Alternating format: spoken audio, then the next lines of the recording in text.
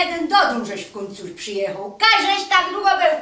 Te szczewiki, te harboły zmazane i od cały dzień sprzątam ciebie. Jak nie ma... Wczoraj cię nie było, na noc cię nie było.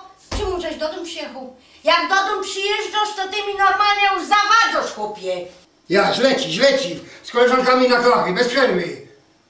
I co? Co byś miała, jakby nie jeździł po całych dniach i nocach? I do gadu, wraz z dzieciami. Ten w Anglii, ten w Irlandii, a ja tu stolice bierz na piononie, żebyś ty sobie mogła siedzieć i meblać. Co?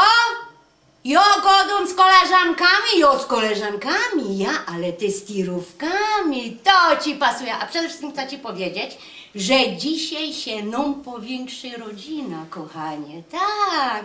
Mamuśka twoja zadzwoniła, że wieczór przyjeżdża, kapujesz to? Co, mama? Słuchaj, bo ja w kolejce postawić muszę auto, wiesz? I no się przewleka, wiesz? Ale przestań, co ty tak ryczysz po tym chłopie? A co rycza, to ja dzisiaj jeszcze fajnie do niego godą. Ty słuchaj, ja lecę, cześć. A mamą zajmij się, wiesz? Mamo, twoją mamuśką, ja się nią zajmę, odpowiadam, ty się tam nie, bo będziesz wiedział, jak ona będzie zadowolona.